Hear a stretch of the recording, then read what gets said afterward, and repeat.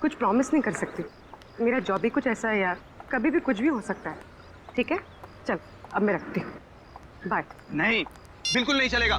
रात को 1 बजे 2 बजे कोई भी कभी भी आके चले जाएगा। जवान लड़की के घर में रात के टाइम में किसी लड़के का आने का मतलब हम अच्छी तरह से जानते हैं। क्या चल रहा है यहाँ पे? हाँ? और ये रो क्यों रही है? आप इनसे ही पूछिए ना, इसने क्या चाला रखा है यहाँ पे।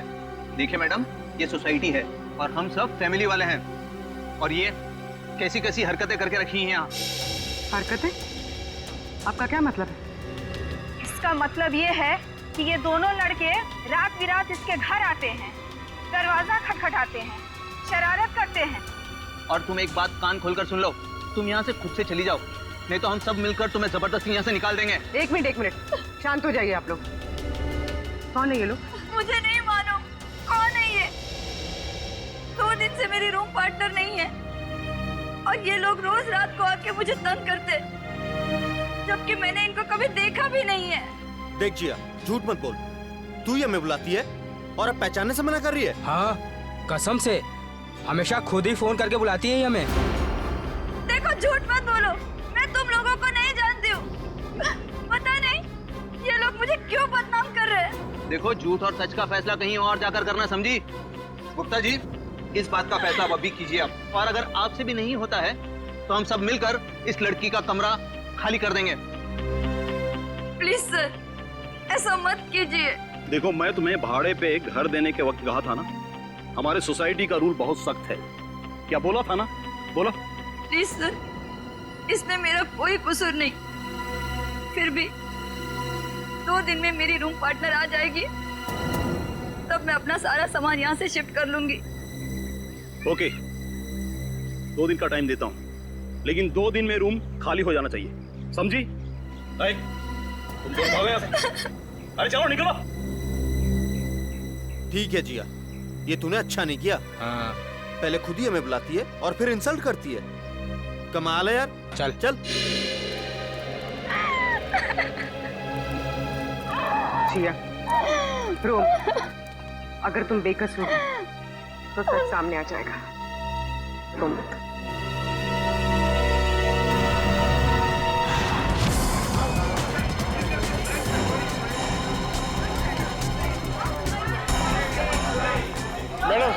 मैडम मेरा बिल बनाइए फौरन। सुनिए जरा शांत हो जाइए। देखिए, यहाँ पर खून हुआ है। जब तक हमारा इन्वेस्टिगेशन पूरा नहीं होता, कोई ये होटल छोड़कर नहीं जाएगा। मैडम आप भी ध्यान में रखिए, कोई भी गेस्ट नहीं जाएगा यहाँ से, समझे?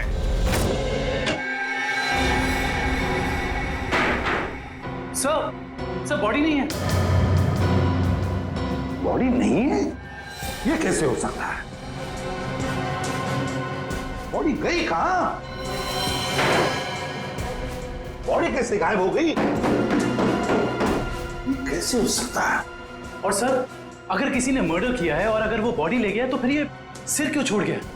वही तो, अगर सिर यहां छोड़ा और लाश कहीं पर लेकर गया तो कोई न कोई निशान तो होने चाहिए था। किसी ना किसी ने तो देखा होगा।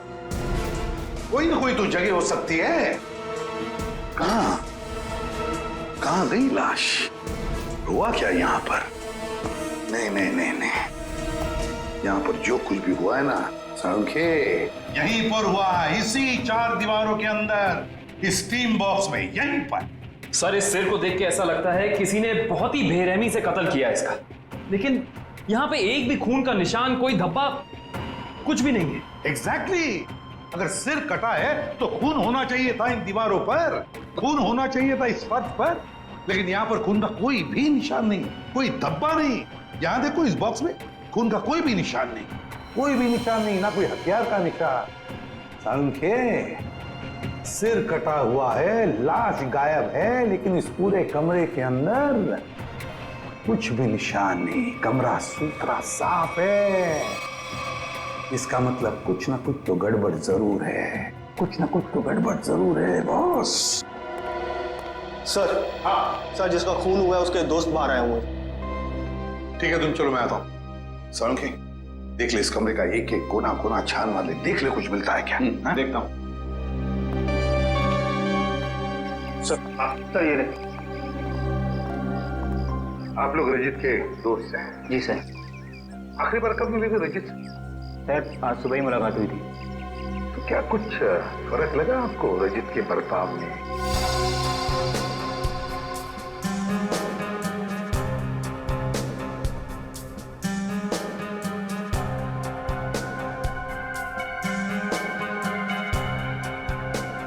सर ऐसी तो कोई बात नहीं है। इनफैक्ट हम जिम से साथ में ही आ रहे थे। कॉरिडोर में मेरी उससे बात भी हुई। बहुत फ्रेश और बहुत खुश लग रहा था वो। अरे रजित, कैसी रही तुम्हारी मसाज? हाँ, हल्का महसूस कर रहा हूँ। सेमिनार के लिए आए पर ऐसा लग रहा है वेकेशन के लिए आए हैं। लग रहा है तुम वाकई में वेकेशंस के लिए ही आए हो। यार कहीं सेमिनार में सो मत जाना। नहीं, मैं आधे घंटे के लिए स्टीम बात कर लूँ, फिर टॉक्सिन्स भी क्लीन हो जाएंगे और मैं फ्रेश भी लगूंगा। सर उसके बाद हम दोनों यहाँ स्टीम रूम में आए और वो स्टीम रूम का अटेंडेंट रिकी, सर रिकी ने ही स्टीम रूम तैयार किया था रजित के लिए। Good morning sir. Good morning Ricky. 10 बजे का अपॉइंटमेंट है मेरा। Yes sir. सर आप साइन कर दीजिए। Thank you sir. आइए सर।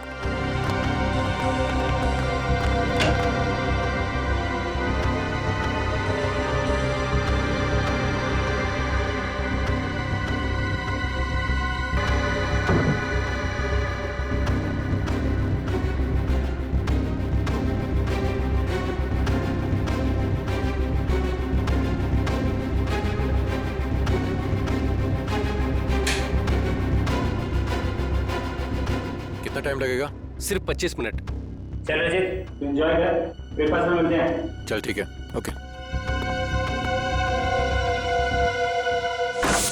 स्टीम रूम का अटेंडेंट रिकी। रिकी, ये स्टीम रूम का अटेंडेंट रिकी कहाँ है? जरा बुलाओ उसे।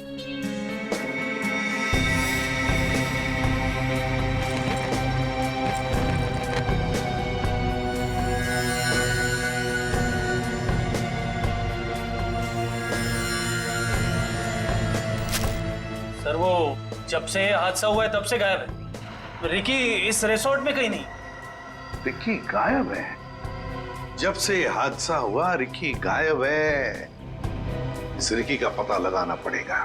सर सर, खून, एक और लाश उधर है।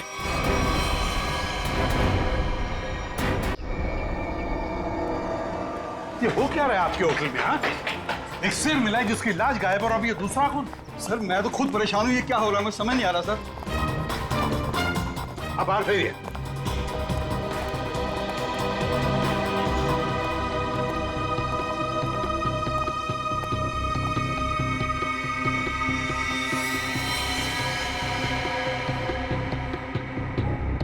छाती में दो वार किए हैं। सर काफी गहरा है, पूरी ताकत से बात किया गया। हाँ,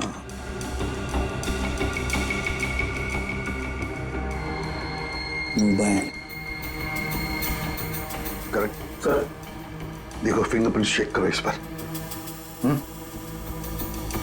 सर हाँ, ये खाली ब्रीफकेस? स्टील की ब्रीफकेस, वो भी खाली।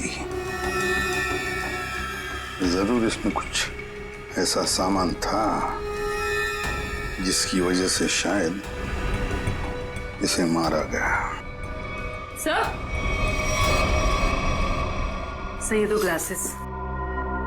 दो ग्लासेस?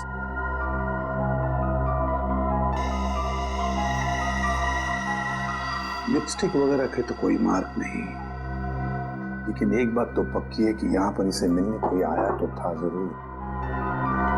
कोई ऐसा आदमी जिसे ये शायद जानता था। जरूर जानता होगा उसे। क्या नाम क्या था इस गेस्ट का? सर विनय नाम था इनका और यहाँ पे होने वाले सेमिनार के लिए आए थे। विनय? तो इससे मिलने अगर जो भी कोई आया होगा उसका रिकॉर्ड तो हमें रिसेप्शन से मिलेगा ही ना? जी सर।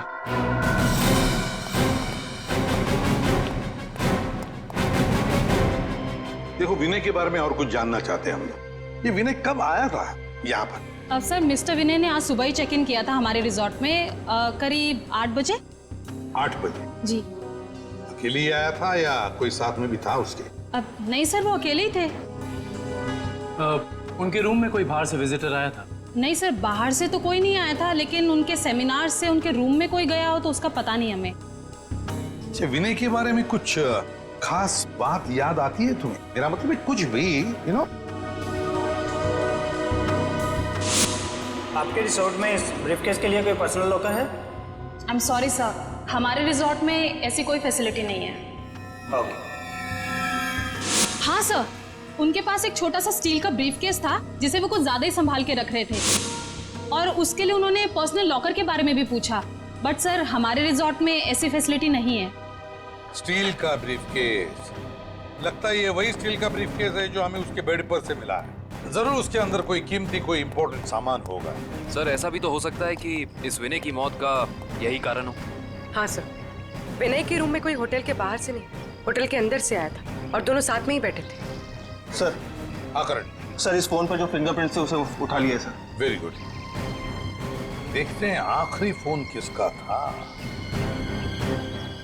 पार्टनर, जरूर किसी पार्टनर ने फोन किया था विनय को। पता लगाना पड़ेगा है कौन ये पार्टनर।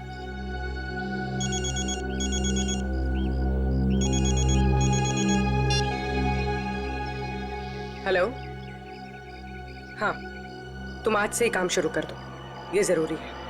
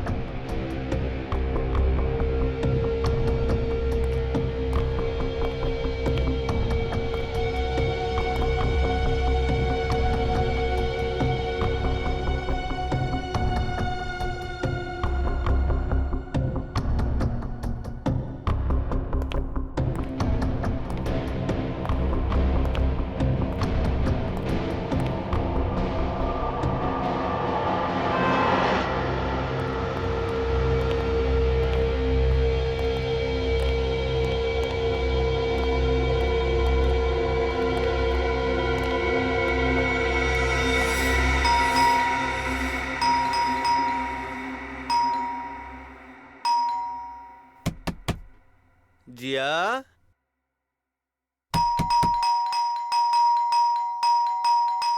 दरवाजा खोलो जिया। जिया, जिया, जिया दरवाजा खोलो वरना तोड़ देंगे हम, बता रहे हैं हम बस। ये इन लोगों का रोज का नाटक है। जिया, दरवाजा खोलो जिया। जिया प्लीज दरवाजा खोलो, प्लीज, नहीं तो हम तोड़ देंगे दरवाजा, बोल दे रहे हैं हम। जिया, जिया, पुलिस को फोन करते हैं, तभी बात समझ में आएगी। जिया, दरवाजा खोलो जिया। जिया,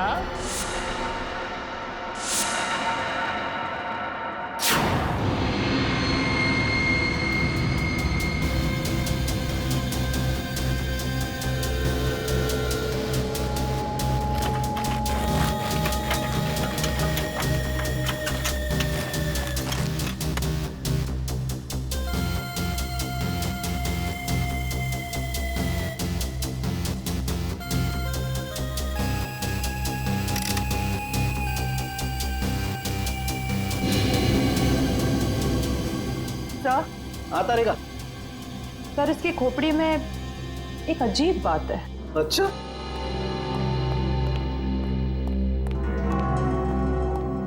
क्या अजीब बात है? सर इसकी गर्दन पे ना तो किसी चीज से काटने का निशान है और ना ही तोड़ने का। लेकिन कोई ना कोई निशान तो जरूर होना चाहिए। हाँ, कोई निशान तो होना ही चाहिए। अगर हथियार का नहीं है तो किसी और चीज का निशान होना चाहिए जिससे मारा गया। और इसकी खोपड़ी का अंदर का हिस्सा बिल्कुल खाली है। ऐसा लगता है जैसे कि सारी चीजें पिघलकर बह गई हो। ऐसा कैसे हो सकता है तारिका? इसके अंदर कोई मोम तो होता नहीं, खून है, मसल्स हैं, टिश्यूज हैं। हाँ, लेकिन ये खोपड़ी बिल्कुल खाली है। अच्छा तारिका, इसकी खोपड़ी में से जो फ्लूइड निकला था, तुम उस फ्लूइड को चेक करो, उसमें जरूर कुछ ना कुछ मिलेगा।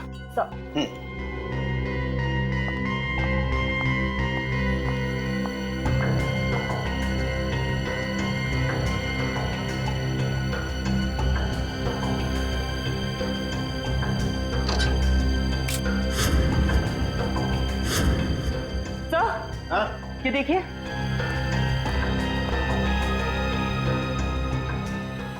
अरे एसिड, इसकी खोपड़ी के अंदर एसिड। सर इसका मतलब है एसिड या किसी केमिकल से इसके सर के अंदर के हिस्से और इसके शरीर को पिघला दिया गया और फिर स्टीम बॉक्स के ड्रेन पाइप से बाहर निकाला गया। हाँ, और वो भी 30 मिनट के अंदर। सर ये कैसे हो सकता है? हमने तो पढ़ा था कि कॉन्सेंट्रेटेड एसिड में किसी भी बॉडी को पिघलने के लिए कम से कम 20 घंटे लगते हैं। You're right, श्रेया, 20 घंटे ही लगने चाहिए, लेकिन इस केस में ऐसा नहीं हुआ। एक और बात, इस ड्रेन पाइप में मुझे कैल्शियम फॉस्फेट, जिससे इंसान की हड्डियां बनती हैं, वो और कुछ टिश्यूज के टुकड़े मिले हैं। मुझे लगता है जिस एसिड से इस आदमी के शरीर को पिघलाया गया है, ये एसिड किसी की इन्वेंशन है, कोई नई खोज। हाँ सर, उस बॉटल के निचले हिस्से से जो निशान बना था जिस केमिकल से, वो भी एसिडिक है और हमारे किसी केमिकल से मैच नहीं करता। लेकिन सर, अगर इस एसिड ने रजीत की बॉडी को पिघला दिया, तो फिर वो स्टीम बॉक्स क्यों नहीं पिघला? वो इसलिए क्योंकि ये एसिड किसी मेटेलिक चीज को नहीं पिघलाता है, और इसीलिए इस एसिड को कांच की बोतल में रखा गया था। सर फिर तो उसे बहुत दर्द हुआ होगा। नहीं वंश, मुझे नहीं लगता है इसे दर्द महसूस हुआ होगा। क्यों सर? क्योंकि श्रेया, पहले इसे बेहोश कर दिया गया था। मतलब पहले इसे बेहोश किया गया, फिर मारा गया, उसके बाद स्टीम बॉक्स की ड्रेन पाइप से बहा दिया गया। बहुत ही डरावना और भयानक तरीका है किसी की जान लेने का। हाँ, और बहुत ही अजीब भी। ये सब कैसे किया गया होगा, ये कौन सा एसिड है, ये सब पता लगाने के लिए मुझे थोड़ा वक्त लगेगा। लेकिन सर, अगर ये किसी का आविष्कार है, नई खोज है, तो जाहिर सी बात है उसने इसके पेटेंट को रजिस्टर करवाया होगा। बिल्कुल करवाया होगा। इंटरेस्टिंग। इसका मतलब जिसने भी पेटेंट रजिस्टर करवाया है, उसकी सारी इंफॉर्मेशन हमें गवर्नमेंट ऑफिस से मिल सकती है। हेलो, क्या? रजीत का? ओके। अभी पता चला है कि विनय ने जिस पार्टनर वाले नंबर पे फोन किया था, वो और किसी का नहीं बल्कि रजीत का नंबर था। इसका मतलब विनय और रजीत एक दूसरे को जानते थे, और रिजॉर्ट में विनय के कमरे में हमें जो 2 ग्लासेस मिले थे, उनमें से एक ग्लास शायद रजीत का था। अब तो विनय के घर वालों से ही पता करना पड़ेगा। लगता है रिकी घर पर नहीं है, तोड़ दो दरवाजा।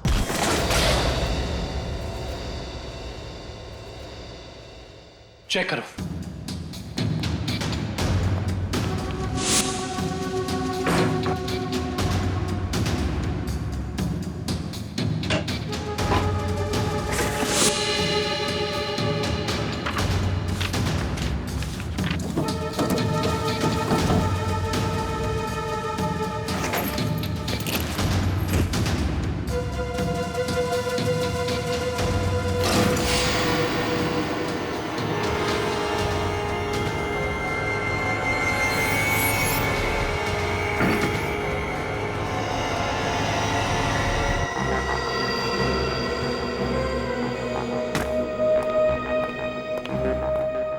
ये बॉटल देखो, इसका नीचे का हिस्सा बिल्कुल वैसे ही है जैसा निशान हमें रिजॉर्ट के स्टीम रूम में मिला। तो इस केमिकल से रिकी ने रजीत की बॉडी पिघला कर उसका खून कर दिया है? हाँ, लेकिन एक स्टीम रूम का अटेंडेंट किसी को इतनी चालाकी से नहीं मार सकता।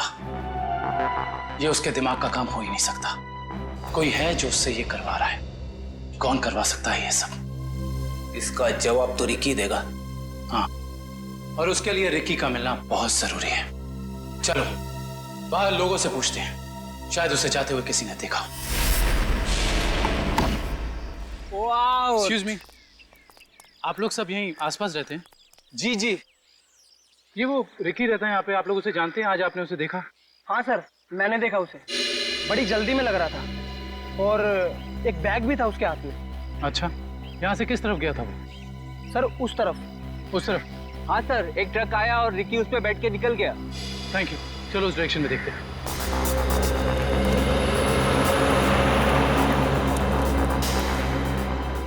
ये देखो, यहाँ पे रेत गिरी है, शायद ट्रक से गिरी होगी। इसका मतलब जिस ट्रक में रिकी गया वो ट्रक बिल्डिंग मटेरियल लेके जा रहा था। यहाँ आसपास कुछ कंस्ट्रक्शन चल रहा है, ढूंढना पड़ेगा।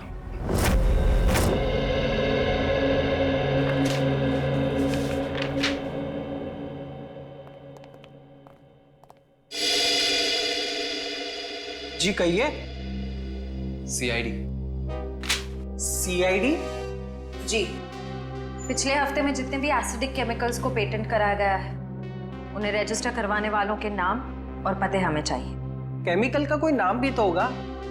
आप वो फाइल हमें दे दीजिए, हम खुद ढूंढेंगे। ठीक है।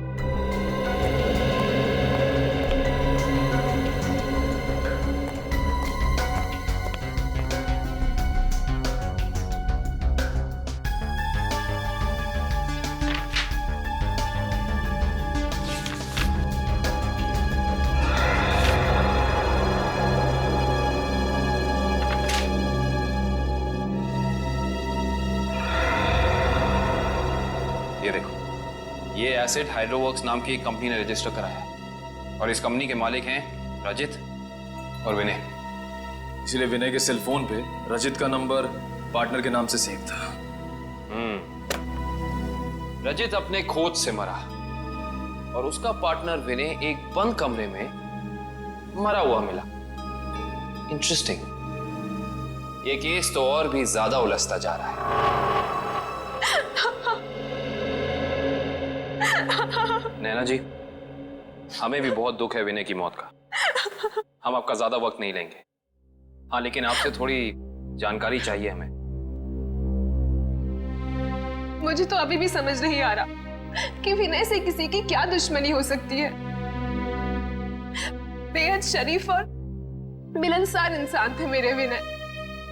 अच्छा, ऐसा कोई हादसा या कभी उनकी किसी के साथ कोई तू तू मैं हुई हो या कोई दुश्मनी, कुछ याद है आपको?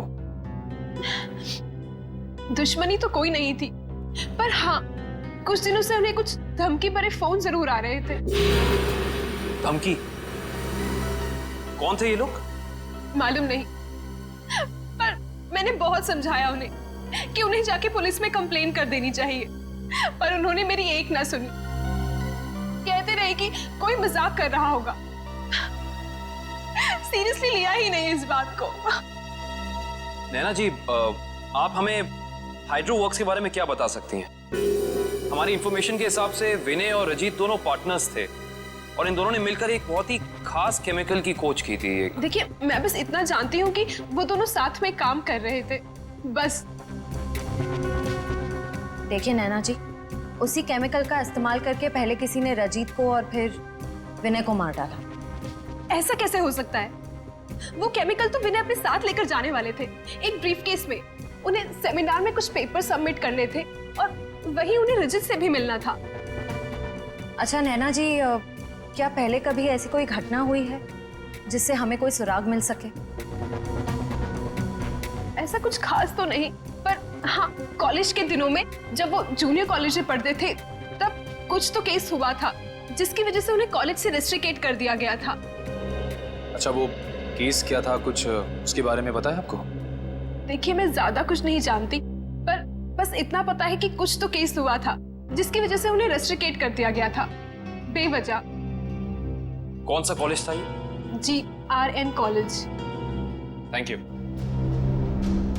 विनय और रजीत के खून का इस कॉलेज की घटना से क्या संबंध है, पता करना पड़ेगा।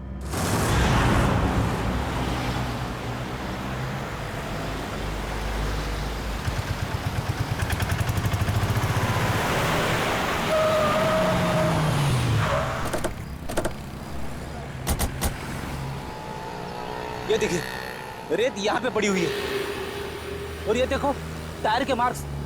इसका मतलब ट्रक यहाँ पे आके रुक गया था, लेकिन ये कंस्ट्रक्शन का काम भी तो बंद है। यही वजह है कि अब हमें ये पूरी जगह चेक करनी होगी। आओ अंदर चलकर देखते हैं।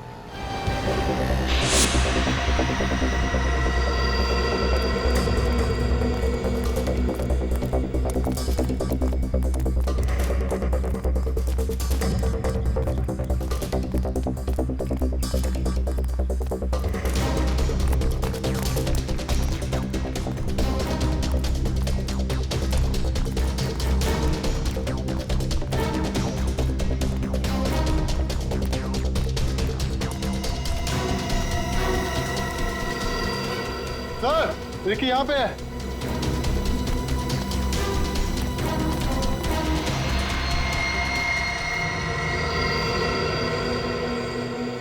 रिकी, रिकी, ये तो ठंडा पड़ गया।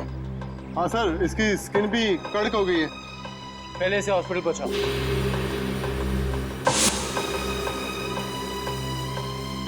इशिता, एम्बुलेंस बुलाओ।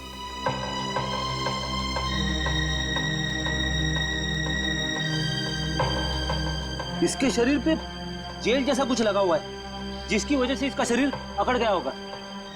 और ये देखिए आसपास के पत्थरों पे भी जेल जैसा ही है। ये देखो,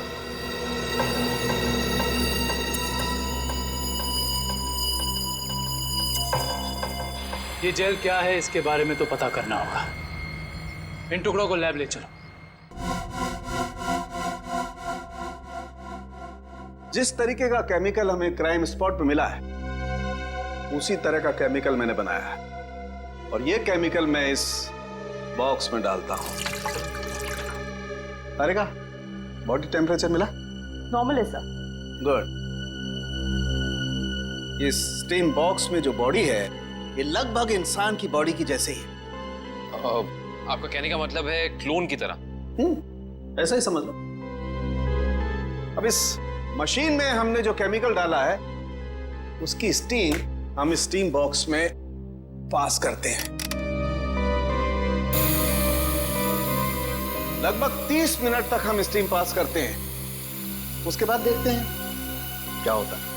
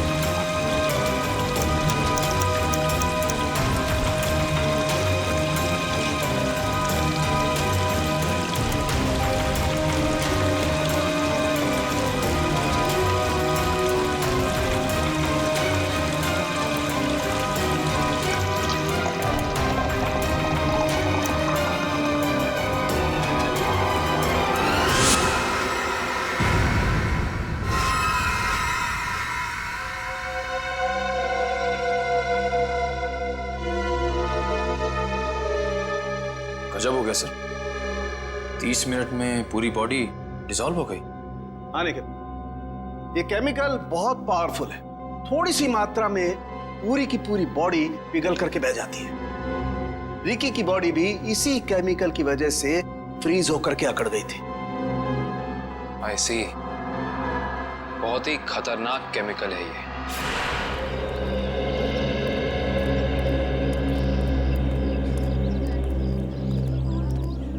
एक्सक्यूज मी, हम लोग सीआईडी से 2005 के केस के सिलसिले में आपसे थोड़ी पूछताछ करनी थी।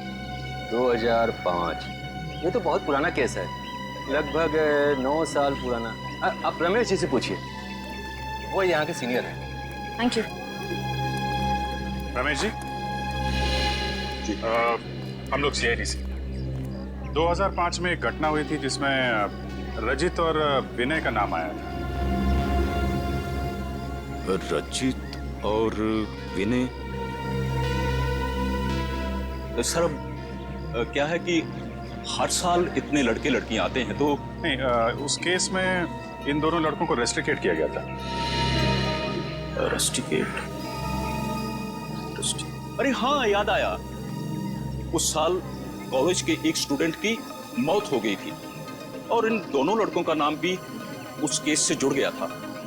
काफी बवाल हुआ था। ये स्टूडेंट कौन था और उसकी मौत कैसे हुई? मैडम, बहुत अजीब तरीके से हुई थी। ये किस्सा लेबोरेटरी में हुआ था।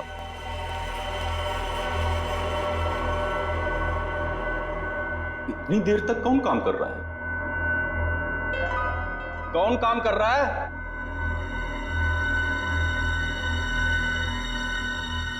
अरे भाई, खोगे का काम में जवाब तो दो। कब तक काम करोगे? अरे चुप क्यों हो? बताओ, मैं लेबोरेटरी बंद करूं या खुली रहने दूं?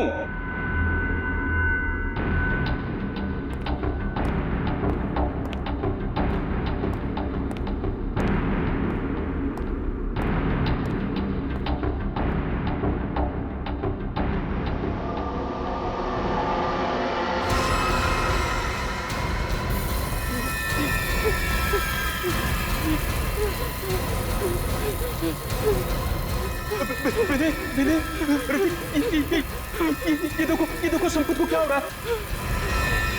सर बचाइए इसे, प्लीज सर, बचाओ इसे। सर देखिए ना संपत को क्या हो रहा है। सर देखिए ना। क्या कुछ करो भाई। सर क्या हो रहा है, देखिए ना। सर बहुत भयानक था वो। ऐसा मैंने पहले कभी नहीं देखा था। एक आदमी खड़ा था और खड़े खड़े पिघल गया। संपत नाम था उसका। पुलिस केस भी हुआ था और विनय और रजित को रेस्ट्रिकेट किया गया था। इस केस से जुड़ी सारी फाइलें चाहिए। हेलो, कहाँ? कौन से रेस्टोरेंट? ठीक है, मैं पहुंचती हूँ। नजर रखना।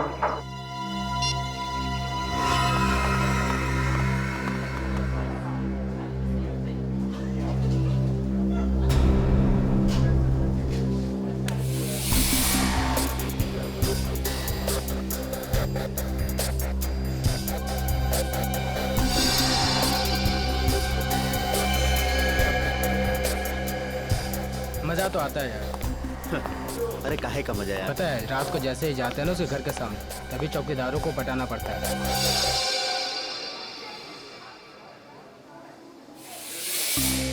मैडम, आप यहाँ कैसे? तुम लोग क्या समझते हो?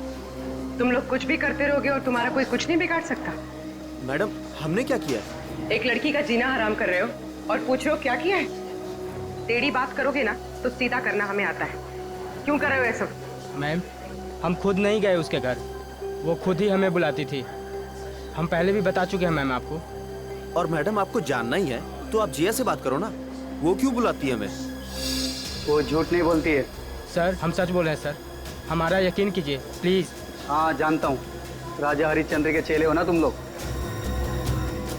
देखो, लास्ट चांस करो, सच सच बताओ, उस लड़की को क्यों परेशान कर रहे हो? और अगर सीआईडी का तरीका अपनाओगे ना तो तोते की तरह बोलना शुरू कर दोगे।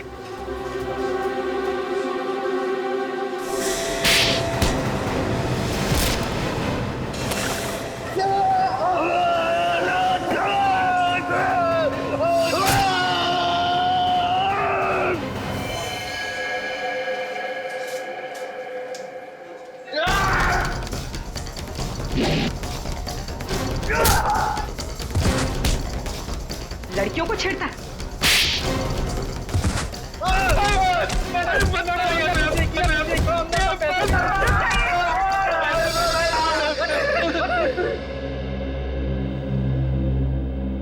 किसके कहने पे किया ये सब? एक्सपेरिमेंट हो रहा था साइंस लैब में 2005 में और बेस्ट इन्वेंशन करने वाले को स्कॉलरशिप मिल रही थी। ये जो स्टूडेंट पिघल के मर गया था संपत, इसने एक स्पेशल एनेस्थीसिया बनाया था बेहोश करने की दवा, जो किसी भी मसल को 5 मिनट के लिए फ्रीज कर सकती थी। और ये रजित और विनय, इन्होंने एक ऐसा केमिकल बनाया था जो किसी भी चीज को 30 मिनट के अंदर पिघला सकती थी। सर ये देखिए।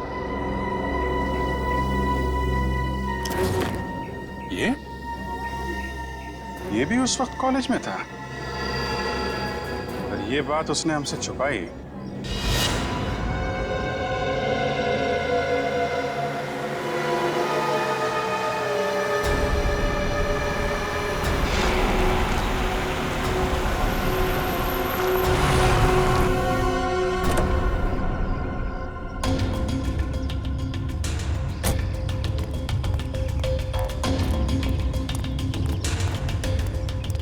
पैसे लिए?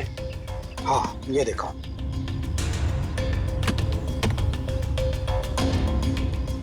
अब खुश? गुड।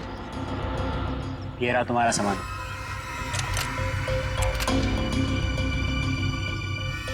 तो ये है दुनिया का सबसे बड़ा आविष्कार, जो अब मेरा होगा। बिल्कुल तुम्हारा है। Thank you. वेलकम।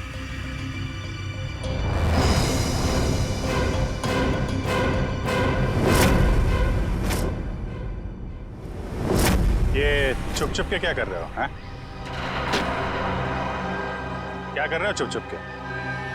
आगे मत बढ़ना, वरना ये बोतल इसी के साथ मैं फोड़ दूंगा। मत बढ़ना आगे, कह रहा हूँ आगे मत बढ़ना, नहीं तो ये मारा जाएगा। तुम यहाँ से जा नहीं सकते हो, छोड़ो उसे। आगे नहीं बढ़ना। कहा ना, मैं झूठ नहीं बोला, मैं। पीछे रहो, आगे मत बढ़ना।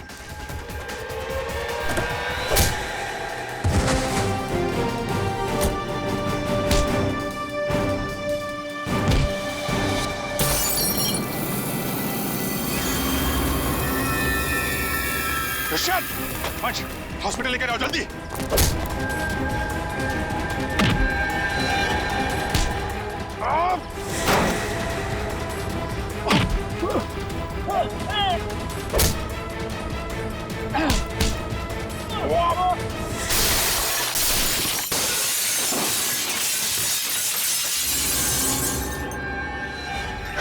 हाँ, मैं नहीं मारा उसे।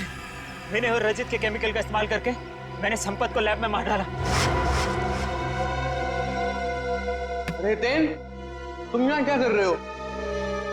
और संपत के बनाए हुए केमिकल पर अपना नाम डालकर मैंने उसे भेज दिया। क्यों किया तुमने ऐसा? मुझे पैसों की जरूरत थी। मेरे खर्चे पूरे नहीं पड़ रहे थे। और जब मुझे पता चला कि संपत ने एक ऐसे केमिकल का आविष्कार किया जिससे बॉडी फ्रीज हो जाती, उसकी इंटरनेशनल मार्केट बहुत ज्यादा थी। उससे वो केमिकल हासिल करने के लिए मैंने उसे भी मार डाला। रजित और विनय को उन्हीं के खोजे हुए केमिकल से मार दिया और केमिकल बेच के पैसा कमाना चाहते थे, क्यों? हाँ। और इसमें वो स्टीम रूम का अटेंडेंट रिकी, उसने तुम्हारी मदद की थी। हाँ, लेकिन मैंने उसे पैसे दिए थे। इस बॉटल का सारा केमिकल टीम बॉक्स में डाल देना। जैसे ही काम खत्म हो जाए इस बॉटल को गायब कर देना। चलो। हाँ, समझ गया। चलो निकलो। मैंने पहले विनय को मारा।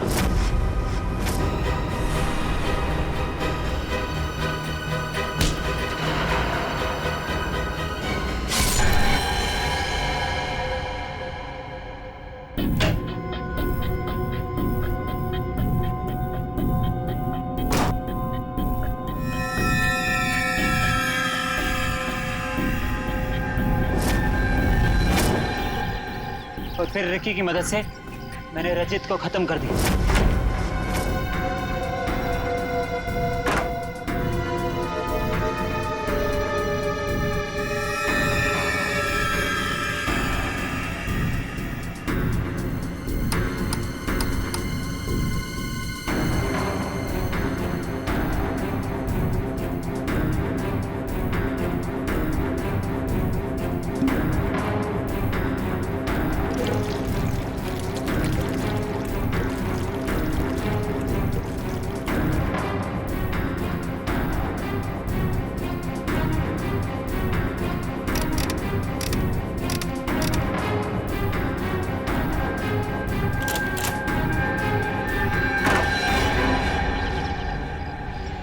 रिकी तो तुम्हारा साथी है ना, फिर उसे मारने की कोशिश क्यों की तुमने? रिकी मुझे ब्लैकमेल कर रहा था। मैं सोच रहा हूँ कि जुबान भी कितनी कीमती चीज है, अगर फिसल जाए तो करोड़ों का नुकसान करा दे, इज्जत गवा दे, फांसी चढ़वा दे। मतलब वो केमिकल की बोतल मेरे सीने में 2 मर्डर्स के राज बहुत ज्यादा है। जुबान झेल नहीं पाएगी, वजन तो करना ही पड़ेगा। लो पैसे पकड़ो और अपना मुंह बंद रखो, समझे? उसी केमिकल से मुझे डरा रहा था। क्या करता था? जरूरत थी और मजबूरी। Shut up! समाज की भलाई के लिए की गई खोज का गलत इस्तेमाल किया है तुमने। 3 खून किए हैं। तुम जैसे लोगों के लिए कानून ने भी एक खोज की है, फांसी।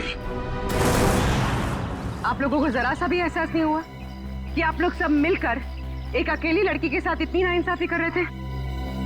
कोई इस तरह से परेशान करता है किसी को? बोलिए। सॉरी मैडम, ये रमेश जी को अपना फ्लैट बेचना था और उन्हें अच्छा बायर भी मिल गया था, इसीलिए सब। और मैडम, जिया घर खाली करना भी नहीं चाह रही थी और उसके लीज एग्रीमेंट को खत्म होने में अभी टाइम था। मैडम, ये रमेश जी ने एक दिन आकर हमें अपनी तकलीफ बताई और हमसे हेल्प मांगी। तो आप लोग ने मिलकर ये ड्रामा किया, एक लड़की के कैरेक्टर पर कीचड़ उछाला। आप लोग ऐसा कर कैसे सकते? और रमेश जी, आप पैसों के लालच में इंसानियत भूल गए। सॉरी मैडम, मुझसे गलती हो गई, अब ऐसा नहीं होगा। जिया अब यहीं रहेगी, इसी फ्लैट में। जिया, मुझे माफ कर दो। I am really sorry.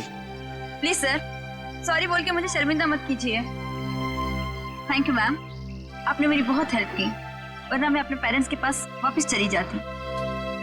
देखो जी, कभी घबराना नहीं, अपने हक और अपने सम्मान के लिए हमेशा लड़ना, समझे? Best of luck. Thank you ma'am.